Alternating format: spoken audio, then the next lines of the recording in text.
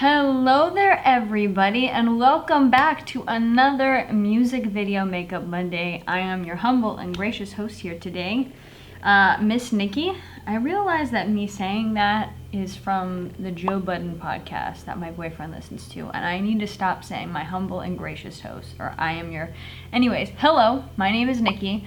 We're back here with another video, and we're back, and we are ready, and we are excited because guess what? It is summertime, and summertime means that there's a lot of music videos, a lot of music that comes out, and it makes for good music video makeup Monday looks, you know? So today's person, as you've seen through the thumbnail and seen through, you know, the name, we're doing Miss Dua Lipa. It has been a very frequent request from a good friend of mine named Andy. He's been telling me, hey, do Dua Lipa, do Dua Lipa, and I don't know what it was, but every time I'd watch a music video or hear music, I was kind of like, I don't see the hype, you know, I'm sorry, don't come at me. Today I want to do the Love Again music video makeup look because I fell in love with this song and now have fallen in love with Dua Lipa. I am changed and I am here, and we are going to talk about Miss Dua Lipa throughout the video, a little bit about how she started, how all of that kind of came about, and yeah, we're just going to do the casual look. The clown look we'll probably do in a later time. And side note as well, if you want to know what I use on my face, I'm going to list everything down below in the description box. Believe it or not, since my absence, I have changed my routine a little bit. I know it's a shock. So my routine is a little different. So for those of you who are watching and you're like, wait, she never does this, it's new, it's improved for me and my skin type. So first step I'm going to do is putting on my facial primer. I find that the primer helps keep my makeup in place.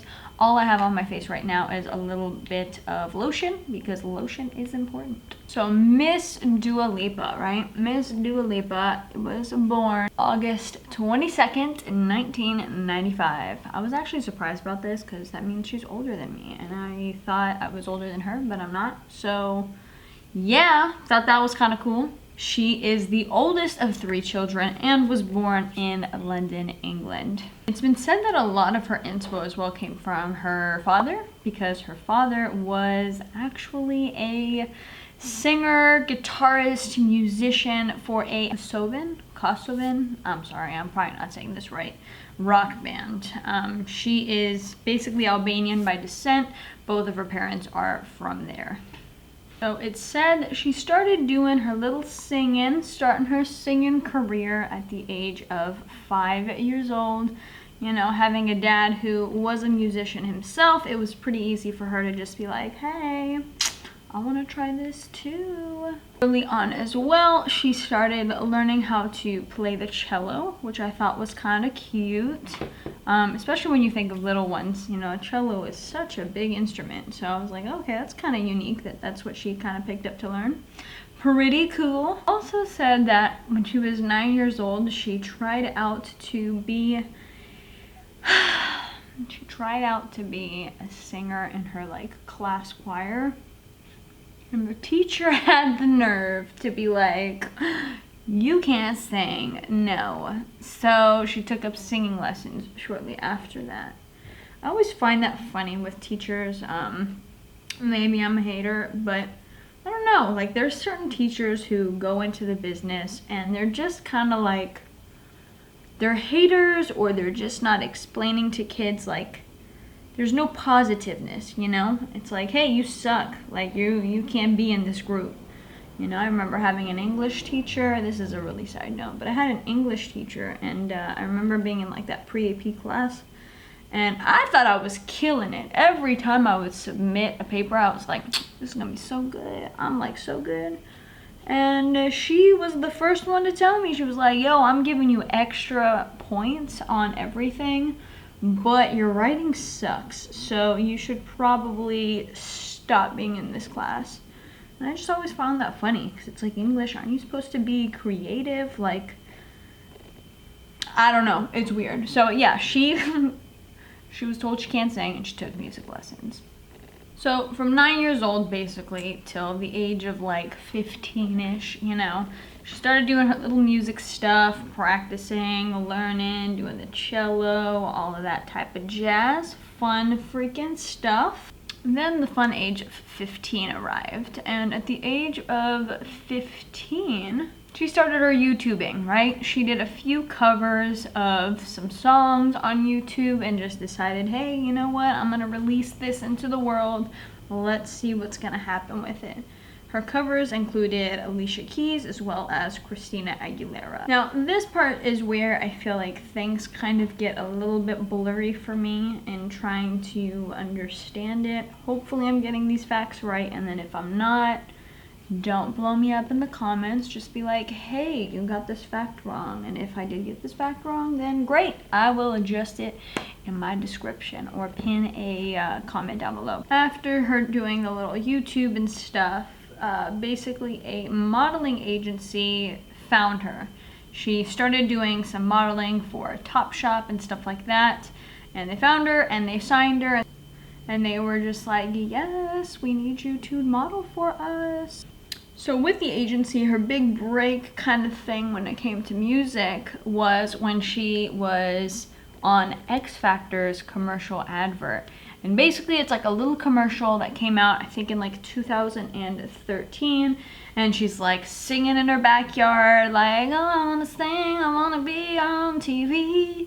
And these little kids come out and they're just like, oh my god, I hear the music, who are you? I want to, you know, it's a little commercial, you know. If it is, I can link it down below so you guys can take a look at it. And after that, that was when actual music producers and actual talent management for musicians kind of came up to her and they were like, hey, you sound pretty good. We want to sign you. All from modeling, you know? It's kind of funny to me, you know? It's like you're a model and then you go do, I don't know, it's a cool story. It's a cool ass story. So after that commercial kind of debuts, she gets signed with an agency called Tap Agency. And with Tap Agency, they kind of advised her like, hey, don't do any more commercials that require you to sing. Not because you suck, but because you're good. And if you're good, gotta get some money off of that. You know what I'm saying? They can't just be doing that to us. You know what I'm saying? So yeah, they signed her, all of that. And then, you know, when they signed her at the time, she was working as a waitress, just kind of doing her thing back in 2013. And fortunately, through this agency, she was able to quit that job and focus fully on her music career from there. Not too long after that, probably about a year later, 2014, she gets signed to none other than Warner Brothers Records, or Warner Brothers, however. And that's a pretty big deal. I mean, that's pretty good. Her first ever single was released in 2015, and the name of the song was New Love. Her second single was by the name of Be The One, and that one did very well. Be The One went on to become a #1 in Poland, Belgium, and Slovakia. Also went into the top 10 category in a few different European territories. So that song kind of was putting her on the hot charts. You feel me? You feel me? Not too long after that, she went on her very first official tour. And her tour was in the UK and in Europe. The other thing I thought was kind of cool when it came to touring is she was actually an opening act for some pretty big and major people. One of those people was Bruno Mars during his 24 Karat Magic tour, which I was like, what? Like, that album was, I can't wait for Silk Sonic. Let me just say that out loud.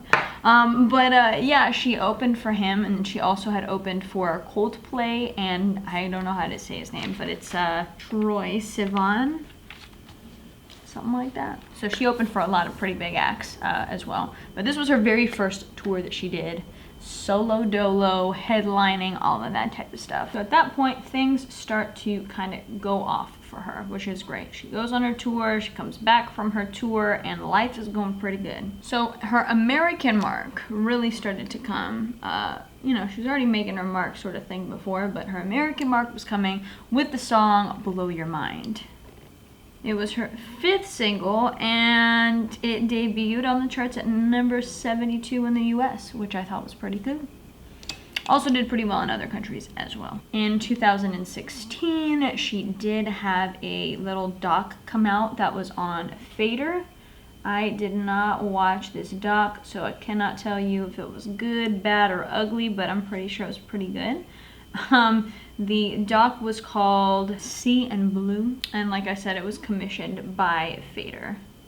Her first full debut album came out June 2nd in 2017, marking a huge milestone for her. The debut album was named after her, called Dua Lipa, obviously, with the song New Rules becoming #1 in the UK, making it her very first ever #1 song. I don't know why, I just didn't realize that that was her, and so I re-listened to it because I was like, oh, what is this New Rules? And I was like, oh my god, this song was so big.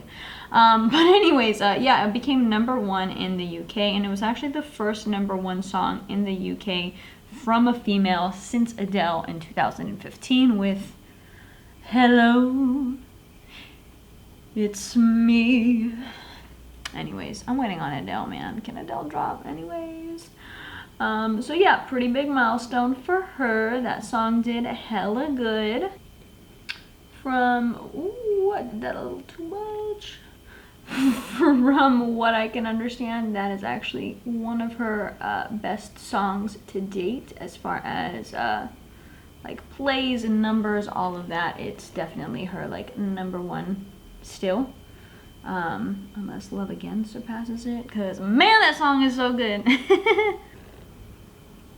Dua has gone on to perform really a variety of different stages over the years, from like Jaguar events to award shows to whatever. From here, we kind of move into Future Nostalgia, which was her next album. And to be honest, jumping into that, I really would like to do kind of a more in-depth video in the future that kind of goes over it and talks a little bit more in detail about the album, some of the looks, etc. Because after doing my own personal research, I just saw that there was a lot of cute looks that I would like to do, and I kind of want to save some information from my research about for that video. So we're gonna kind of stop with the facts on Dua Lipa from here and just kind of dive into this music video that we are creating the look for. This music video itself was released June 4th, 2021. So basically it was just released very recently. It has about 25 million views. It was definitely on trending for a bit, and the music video itself has just some pretty fun vibes altogether. It kind of starts off with a little hat that kind of floats away into the abyss and somehow manages to find Dua Lipa's head. It sounds kind of weird to say. I don't know if that makes a lot of sense, but that's basically what happened. I'm gonna quickly do my eyeliner with some gel liner real quick, and then kind of hop back with the rest. The hat then kind of like follows her around kind of thing, lands on her head. There's like a cowboy scene where she's like riding a bull. What else? She has a bull that's like covered in like a light. She got some cute outfits that she's wearing. Cute little dance that goes with the beat, and then at the very end there's like some clowns. You know, I think you just gotta watch it to kind of get it and to feel the vibes of it. But overall, it's a pretty well done music video, which is very expected when you are signed with Warner and you're as big as she is. But overall, the music video it caught my attention, and then I just loved the song to go along with it. Since this is a modern music video and we live in an age where we have crazy amounts of social media, I was actually able to find the information that I needed. The makeup artist, woo! So the makeup artist for this music video makeup look was a woman by the name of Lisa Eldridge. Yes, Lisa Eldridge. I'll link her Instagram down below so you guys can follow her. That's kind of who I was able to find through her postings that she's tagged. So hopefully I have that right, and if I do, yo, Lisa, you did an amazing job. I absolutely love these looks in this music video, and I'm happy to have been able to recreate it while talking about Miss Dua Lipa. The hairstylist for this was a man by the name of Luke Hersherson. Hopefully I'm saying that right. To wrap up this look, I'm gonna add a little bit of some of the brown color that I used for the eyeshadow underneath the eye to just give it a little bit more. I think from the music video, you could probably add a nice white eyeliner to your lower lash line, but in all honesty, I suck at putting any kind of eyeliner on my lash line, so I'm just gonna leave it be, but that would probably be the next addition that you could also make to wrap up this look. But that, my friends, wraps up this Dua Lipa inspired music video makeup look. I hope you guys enjoyed it. I hope that you guys got a few little facts that maybe you guys didn't know, a little bit about her upbringing, and there will be a future video about future nostalgia, and I'm sure a few more from this project as her next few singles come out, because this one's fire and I'm like hooked now after this, so it should be fun to just recreate some more looks from her. But in the meantime, like I said, thank you guys so much again for watching. Again, if you guys want to recreate this look, I have everything down below for you in the description box. I'd probably rate this like a 5 on the scale of ease to not so ease. It's not too hard. I think the eyeliner maybe is a little bit tricky for some, but past that, it's a pretty easy look to recreate that doesn't require too much, besides like some general stuff that'll be in your kit. So like I said, hope you guys enjoyed this. Thank you guys so much for watching, and we'll be back next week with another music video makeup Monday look. Thank you guys so much. I know I've said thank you like 70 times. And enjoy y'all's week. See ya!